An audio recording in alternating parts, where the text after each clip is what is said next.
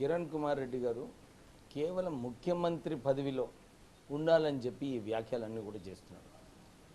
తెలంగాణ ప్రాంతము తెలంగాణ ఇవ్వాలని చెప్పి 2003లో కాంగ్రెస్ వర్కింగ్ కమిటీ చిన్న రాష్ట్రాలు చేయాలనుకున్నప్పుడు ఇది కాంగ్రెస్ వర్కింగ్ కమిటీలో పెట్టారు, మేనిఫెస్టోలో పెట్టారు. అప్పుడు కిరణ్ కుమార్ రెడ్డి గారు ఎమ్మెల్యేగా గెలిచినప్పుడు వారికి గుర్తు రాలేదా తెలంగాణ అంశం పెడుతున్నారు కాంగ్రెస్ పార్టీ అని? టీఆర్ఎస్తో పొత్తు పెట్టుకున్నప్పుడు కూడా వారు అదే టికెట్ తీసుకొని పొత్తున్నప్పుడు నేను నిలబడను, నేను విభజనకు వ్యతిరేకిస్తున్నానని చెప్పి వారు అప్పుడే చెప్పనుండే. 2009లో కూడా February 13th నాడు అసెంబ్లీ సెషన్లో రాజశేఖర్ రెడ్డి గారు ఏదైతే స్పష్టంగా వ్యాఖ్యలు చేసినారో తెలంగాణకు మేము వ్యతిరేకంగా లేము, తెలంగాణ ఇచ్చేది ఉంది, అందరితో మాట్లాడి ఇచ్చేది ఉందని చెప్పి రాజశేఖర్ రెడ్డి గారు అసెంబ్లీలో మాట్లాడినప్పుడు కిరణ్ కుమార్ రెడ్డి గారు ఏం చేస్తున్నారు? వారు చీఫ్ విప్ అప్పుడు. అంతేగాక 2009లో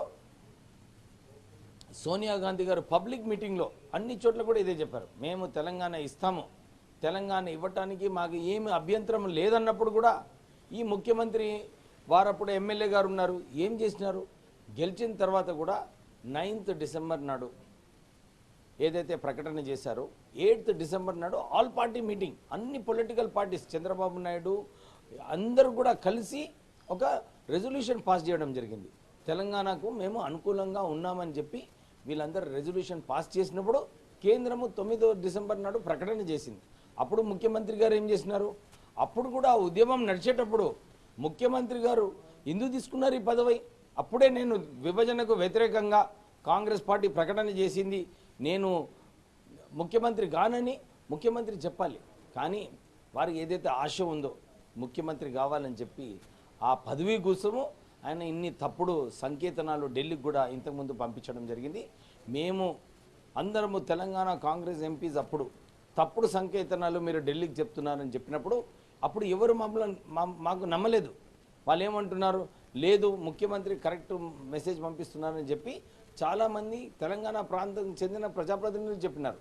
కానీ ఈరోజు ముఖ్యమంత్రి వ్యాఖ్యలు ఏదైతే చేశారో స్పష్టంగా తెలుస్తుంది. ఇంకా చంద్రబాబు నాయుడు గారు సీమాంధ్ర ప్రజాప్రతినిధులు అందరూ కూడా మేనిఫెస్టోలో అన్ని పొలిటికల్ పార్టీసు తెలంగాణ ఇస్తామని చెప్పినప్పుడు సీమాంధ్ర ప్రజలు ఎందుకు ఓటేశారు? వీళ్ళందరూ కూడా ఒప్పుకున్నప్పుడు ఓటేసి గెలిపించి ఇప్పుడు కొందరు వ్యక్తులు ఏదైతే హైదరాబాద్లో వాళ్ళకు వెస్టెడ్ ఇంట్రెస్ట్ ఉందో వీళ్ళే తెలంగాణ గురించి అడ్డుకుంటున్నారు, వ్యతిరేకిస్తున్నారు.